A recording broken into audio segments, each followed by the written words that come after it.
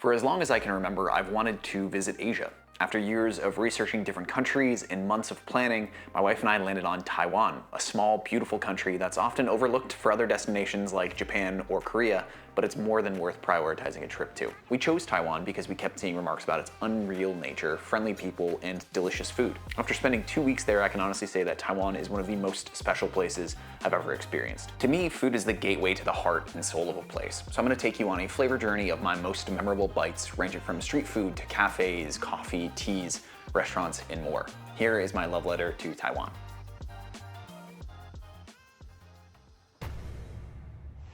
Let's start with breakfast, as there's a lot to cover here, and breakfast is really, really important. A lot of breakfast places revolve around soy milk, be it cold or hot, sweet or savory. It was August when we went, so cold was definitely my preference. Some were really good sweet, some were a little bit less good sweet. It just kind of depended on the place. Some also didn't have a ton of cold options, and so you could get it like room temp. Still good, maybe not as good and refreshing as the super cold, really, really nice soy milks. I ended up falling in love with soy milk when we went. Like, that was the thing that I woke up most mornings craving, was just like nice, cold, slightly sweet soy milk. Really, really delicious, super refreshing. When it comes to breakfast, there are a bunch of really carb-heavy things. A couple of standouts to me were xiaobing, which is like this clay-cooked bread, almost like a thin sandwich bun that folds in the middle. That's cooked in a clay oven, usually topped with sesame seeds. You can get it filled with eggs, scallion. Most of the tables that we went to had like sweet soy sauce. So the soy sauce that's cooked with like sweetened rice flour and thickened. So it's this like easy to squeeze texture. There was also usually a sweet chili sauce. So if you got like a xiaobing with eggs or scallions, you could add the sauce to it however you'd like. You could also get it with youtiao, which is like carbs on carbs. These are these Chinese donuts that you see, basically just a fried stick of donut, unsweetened, just basically fried, crispy, soft bread. Super good, again, really, really carby. I genuinely apologize for the pronunciations in this video. I'm trying my hardest. I just know I'm probably gonna get something wrong, so I'm sorry about that. Another favorite of mine were these jianbing, which are these sort of thin, almost crepe-like pancakes that are usually rolled and filled with, again, eggs, scallions, maybe pork floss, top it with that sweet soy sauce, or maybe some of the chili sauce. It's super, super good. Again, you can kind of pick and mix and match when you're going to a breakfast place. You get a soy milk, you get maybe like a hot savory soy milk, you get like a soup or something if you want that, and then you get like a jianbing or xiaobing, or even a scallion pancake stuffed and filled similar to these. The thing that you need to know is you usually have an option for like an exterior carb, and then the fillings. And the fillings are usually like egg, scallion, pork floss, pork, or beef, maybe something that's like marinated and nice and savory. It's all usually pretty savory, it's all usually pretty dense. There's a lot of walking in Taiwan, and so you need like something to fill you up, get you ready for the day. Everywhere we went, the eggs were just cooked hard. There was no like option for soft, runny yolks. Usually that's my preference, but it's okay. Like, who am I to say if it's right or wrong or not? At one point, Megan Kay and I both noticed like every egg we've gotten was just like hammered on a really, really hot griddle or over a super hot flame. Something that is just at least worth noting if you're like me and you like a little bit more runniness in your eggs. We also often had soup dumplings or xiaolongbao for breakfast, but I'm gonna cover those later because I think they're important enough to go in like the really, really amazing top tier section. Yeah, it's that good. You know what else is that good in Taiwan? The coffee and tea. This was an area that I was not expecting to be as incredible as it was. Maybe for the teas, but not as much for the coffees. I could literally spend an entire video talking about this, but the thing that I want to highlight is just the amount of love and care and thoughtfulness that went into each cup of tea and coffee that we drank in Taiwan. It was insane. We live in Seattle, which like a lot of people think in the US is like a coffee city.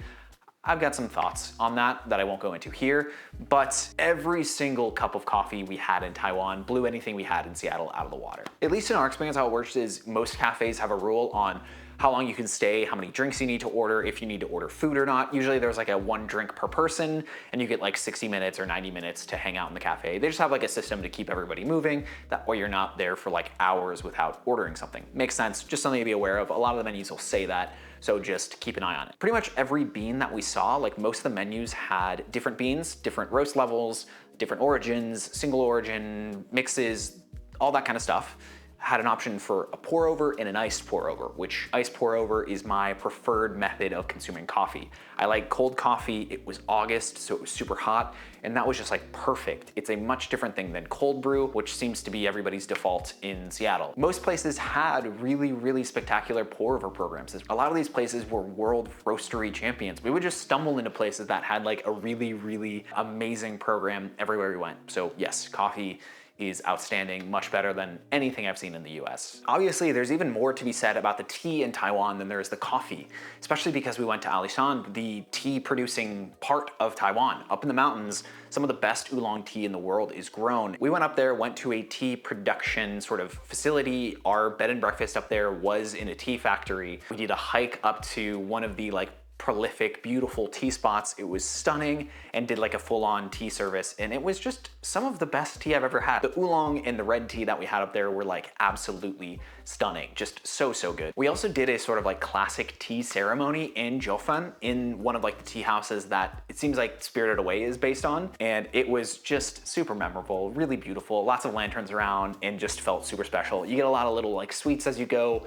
It's a couple hours of you pouring your tea and then filling water and just like eating your little bites of sesame crackers and mochi, and you get super caffeinated because the tea has caffeine in it as well. So it kind of hits that fix, and it's super, super worth doing. Everybody should already know this, but boba milk tea was invented in Taiwan. So that was also like super, super top tier. It is absolutely part of the culture there. I wish I had it on me. I got this like little boba tea carrier that you can like wear around your neck or just hold it in your hand, and you've got your boba right there. They were like everywhere. Everybody had them. Everybody constantly had a tea from like a stand or a shop on the street. There's not a lot of trash cans in Taiwan, so you see people who like tied their straw wrappers around the top of the straw in as like a way to keep the trash until you finally find a trash can.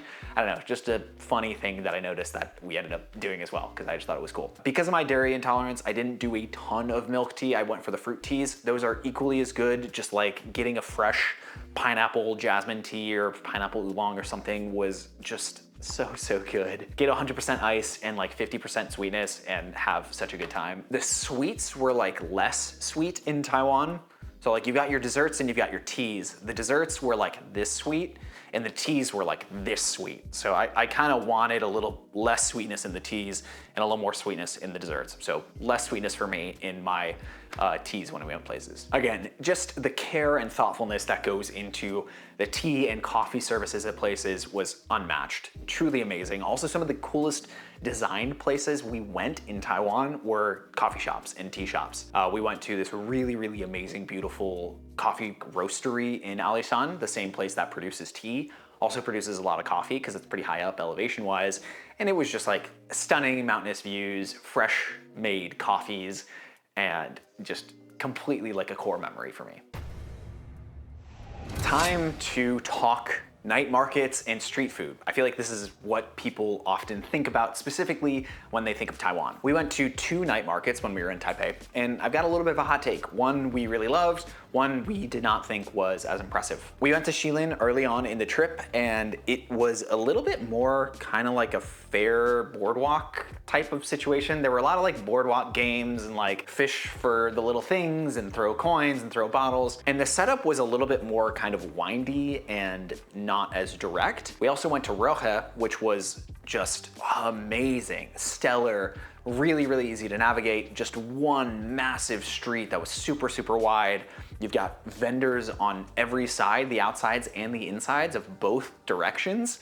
So you can just kind of like go one way all the way down, walk back up the other way, and you've got this like amazing experience packed with food. If you've only got the option to go to one night market, I would definitely say go to Raohe. Some highlights from it include what everybody seems to know, which is like right at the entrance, there are these black pepper clay cooked buns.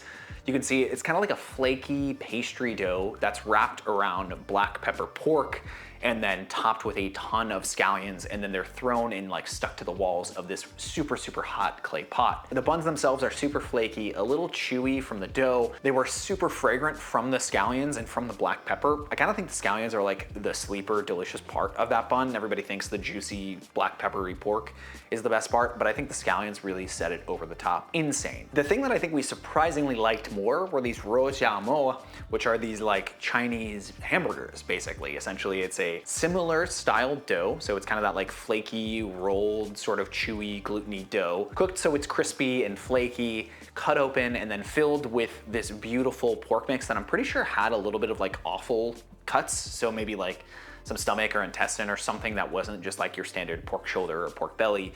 But I think that gave it more of like a pork pungent flavor in a good way. Just insane. It was a little bit spicier than the black pepper bun as well, which maybe that was like more to my taste. There were these chopped green bell peppers in it.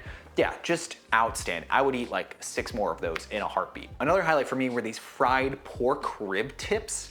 Anything fried in Taiwan is amazing and definitely worth getting. They super know what they're doing with fried food. Anything fried like this usually is covered in that kind of like 5-spice sugar mix that a lot of the Taiwanese fried chicken comes in. So it just has that similar flavor, super crispy, really delicious. Just eat them as you walk and you're having a great time. Most of these things, the vendors are gonna ask you a couple questions like, do you want it spicy or do you want this seasoning on it? I just pretty much said yes to everything. If they asked spicy, I said yes. If I was like cumin or more seasoning or this powder, just yes to everything. As long as it wasn't cilantro, it went on everything we ate. For general street food outside of the night markets, fried chicken is amazing. You've probably seen it in either like the popcorn chicken or super large, like XXL Taiwanese fried cutlets. Really, really good either way. Again, it's got that thin, crispy coating. It's got like a 5-spice sugar mix on the outside. You can get it sometimes spicy with dried chilies. That's what I really like. If you can get that, it's kind of the way to go for me. I like spicy food, you may not, so you may just want to get it with the 5-spice and the sugar. I don't know, all fried chicken is good, but Taiwanese fried chicken is especially good. Just really, really, really tasty. Super fatty chicken on the inside, I think is like what makes it so good. The meat itself just has like ribbons of juice and fat coming out of it when you bite into it, and it's so hot because you've just gotten it from a vendor on the street. And yeah, I think that kind of sets it apart in a certain way. Another thing I ate a lot of, Megan K didn't really eat these at all, but are these like black pork sausages. You can find them pretty much everywhere in northern Taiwan. Anytime I saw a scallion pancake vendor, I had to get one. Sometimes they would be filled with like eggs and sauce and corn, all of these different things, pork floss. Sometimes it was just a pancake with scallions and maybe like a chili sauce or something.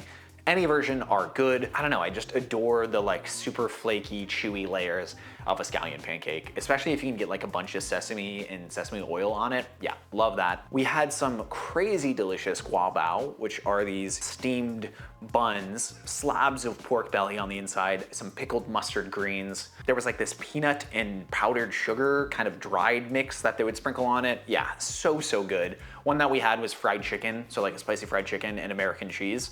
That one was also really good. It just kind of fell apart. These are like so hot and steamy, and you just like have to dig in the second you get them. I really like the pork belly ones though. The pork has like a lot of soy sauce flavor. Again, super fatty. I feel like a lot of Taiwanese food, at least in northern Taiwan, is pork-based and sort of soy sauce and fatty, and I don't know, I'm there for that. I'll eat that all day long. My whole advice for this section is if you see something and it looks good and it's coming from a street vendor, it's gonna be pretty much outstanding. It'll probably be one of the best versions of that thing you ever had. Never once did we worry like, oh, is this gonna make us feel weird? I don't know, some people can be a little bit judgmental about food on their travels, and Taiwan just like, it sort of takes away any of those concerns or any of those worries. So don't think about it for a second. Especially if you see a place with a lot of people, a good rule of thumb is if there's a line and if a lot of local people are eating there, it's gonna be safe. I would say go in with a very, very open mind and you're gonna be having an amazing time. Okay, quick detour into sweets before I go into the heavy hitters, sort of the best of the best. Egg tarts and custard tarts are two of my all-time favorite foods, so those were delicious. You get that really nice eggy custard with the flaky, crunchy crust. Yeah, just so good. Some of the custard tarts we had were also really, really delicious. One thing we ate in Sun Moon Lake were these millet donuts, which were like extra chewy, kind of a better mochi donut. A big thing in Taiwanese food in general is textures, and chewy is a big texture that's desired when it comes to Taiwanese food. That's why you get like chewy boba. These donuts had so much of that like delicious, light, fluffy chewiness. It was just perfect, like better than any mochi donut I'd ever had. They're covered in like this really nice crispy sugar, and yeah, so good, shockingly delicious. Some of my favorite donuts I've ever had. I think there's a big difference in culture and sort of food scenes in places like Taipei, up in northern Taiwan, in places like Tainan in southern Taiwan. Tainan felt a little bit more old school. We actually had a guide. One of my wife's uncles was a president at a college in Tennessee, sort of had this connected sort of exchange program with classes with this guy Robin in Taiwan. So we met up with Robin when we were down south in Tainan, and he took us to a bunch of really, really classic, amazing places there. One of the places we went to was this dessert shop that had sort of silky soy milk tofu pudding. Some of the most tender, light, refreshing pudding I'd ever had in my life. You can get them covered with mung bean, shaved ice, like sweetened milk, or even ice cream on some of them. My favorite was easily the one with red bean for extra sweetness and shaved ice. Just really good, refreshing, especially in that August heat. This section will end up encompassing the favorite things that we ate in Taiwan. I'll put basically all the places we went in the description for you so you got them. None of these are in any particular order, and it can kind of cover anything from any of the other categories, but this is just the stuff that stood out and really blew us away. Starting with an amazing, really spicy, really nummy hot pot that we had when we were in Alishan. Some of the places we went didn't have a ton of options, and so finding this amazing family-run hot pot restaurant in sort of the mountainous region of Taiwan was an amazing experience. They were so kind and brought us an amazing, bubbling, hot, spicy pot of beautiful broth and vegetables and noodles, and yeah, just outstanding. We don't eat enough hot pot here. This was definitely one of our favorite moments. One thing that I'll cover later, but want to talk about now because they were also so kind about it, is the hospitality in Taiwan was like mind-blowing. They brought us, because we had never been before, a plate of Taiwanese vegetable. I think it was like a Taiwanese spinach that was just nicely blanched and seasoned with sesame oil and just delicious. I feel like we ate a lot of pork on this trip and needed more vegetables, and this was just like a shining beacon of this really, really nice lady bringing us free vegetables on our trip. So yeah. Beautiful, loved it, hot pot, delicious. A couple of things that we had in Tainan specifically that I really loved were these shrimp rolls from a very specific shrimp roll restaurant. Can't fully describe what they tasted like. They were just super shrimpy, super crispy, really delicious. Apparently it's like an old school classic Tainan place, and they were amazing. We also had two different fish soups that I thought were super good. One was a little bit lighter, the broth was less thick, and then one had like fish balls, which were one of my favorite things that we ate. Super fragrant, really delicious, that nice like bouncy QQ texture as well. The broth itself was a lot thicker, definitely like starch thickened broth. Our host from our bed and breakfast told us people are very split on this, especially Westerners.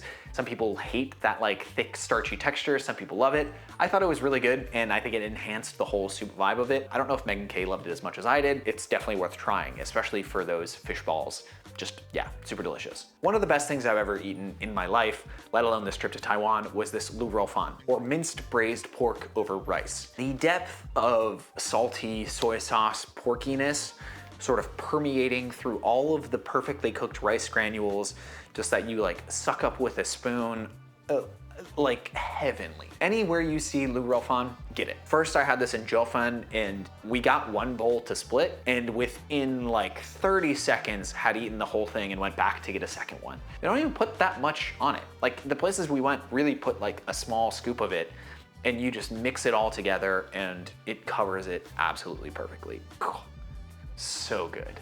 I mentioned it earlier, but xiaolongbao was another thing that we just ate a lot of. Soup dumplings, usually filled with like pork or a combination of pork and shrimp or pork and crab. Pretty much everywhere we went and ate xiaolongbao were delicious. We did go to the original Din Tai Fung in Taipei. That was a super, super cool experience. We've got some in Seattle, and I do think the one in Taiwan was a lot better. It was also a lot cheaper, and they had a way bigger menu. We were also able to get like black pepper pork chops and more vegetables, and just overall, really good experience. We had those there. We had those at a couple like dim sum type places. Yeah, xiaolongbao are just stunning from Taiwan. Something I would put in the best of the best when it comes to soup categories is beef noodle soup. It is as good as you would imagine it. It is the beefiest, like richest, aromatic broth, good noodles, good hunks of beef shank, so you're getting like crazy tender, sometimes a little bit of like chewy. So good. It was August, so we didn't eat it as much as I would want to eat it. If we went in December, I guarantee I would have eaten this for like every single meal. Some of the places that we had it had really, really good homemade chili oil that you could add to it as well. I do like mine a little bit spicier, so if I can get the spicy mustard greens and the chili oil, like I'm having the best time. But one of the places that we kept going back to was actually in Sun Moon Lake. We had a hard time finding places to eat that were open late in Sun Moon Lake. And there was this one like little tiny dim sum type restaurant that we would just go and get xiaolongbao and beef noodle soup from. And yeah, just absolutely amazing, aromatic, rich, beefy, beautiful. But this really unassuming restaurant in Alishan National Forest that ended up having a sort of breakfast bun situation that was really delicious with an egg and a pork patty, some cucumbers, and some like smoky, spicy sauce.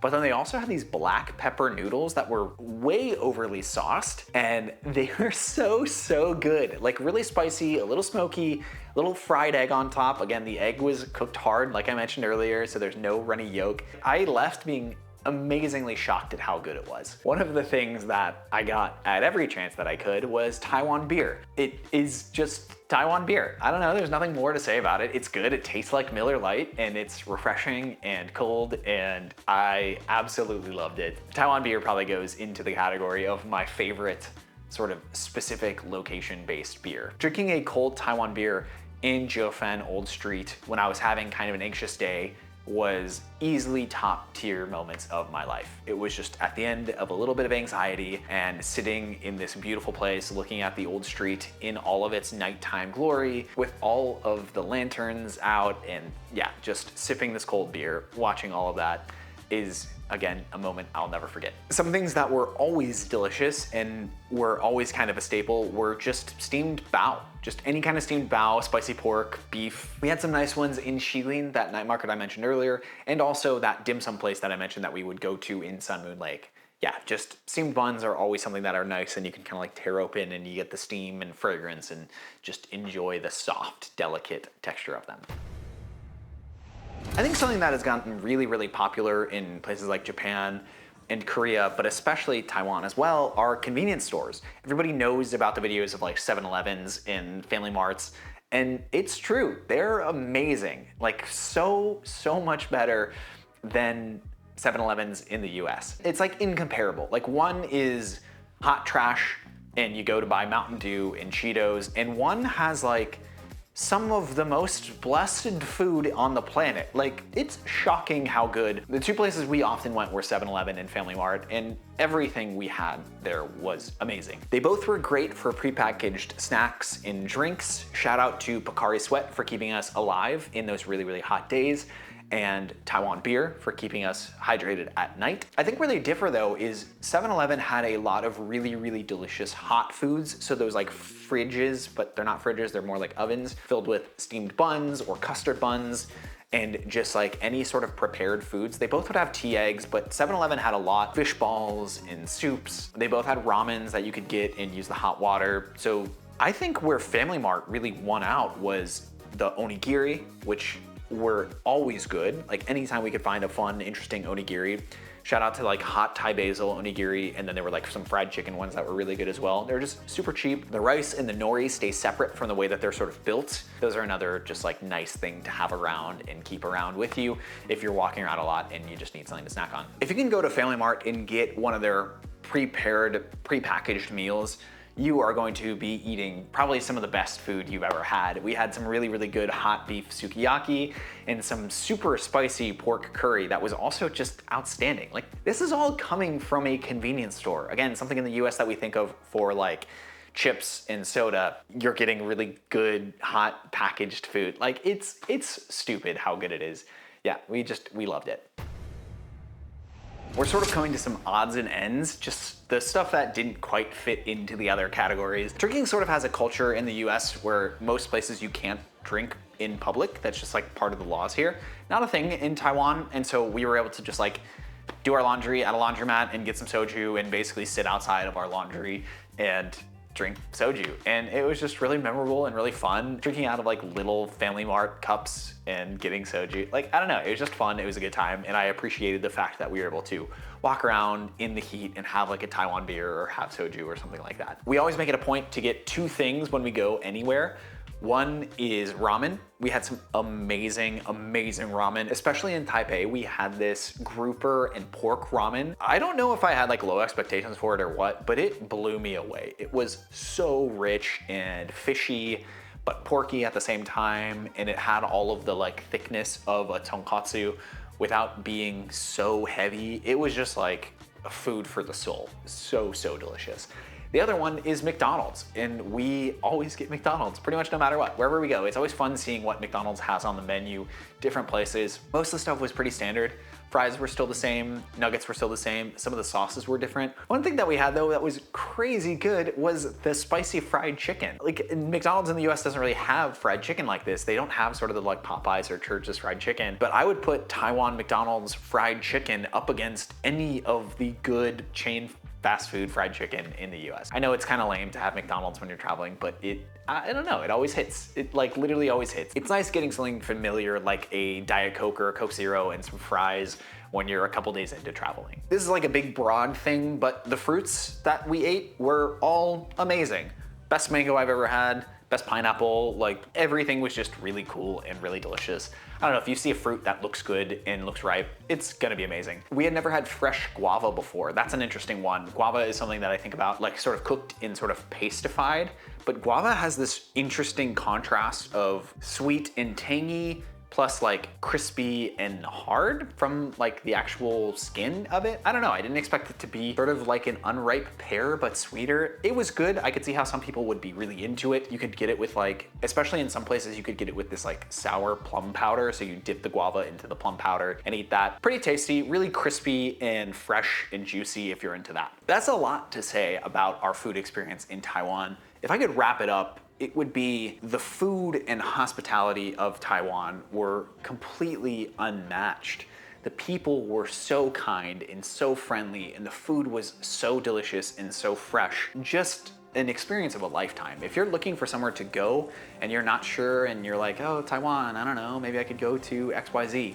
Taiwan is the place to go. For us was an amazing experience, and I want to already go back. Like, I am ready to dive headfirst into yearly trips to Taiwan. Thanks so much for watching. I really appreciate it. Massive shout out to the amazing people supporting me directly on Patreon through patreon.com/CameronMarty. They get some cool benefits for supporting the channel, and I get to keep making videos, so it's a win-win. Consider checking it out and becoming a patron. Thanks again so much for watching. Cheers.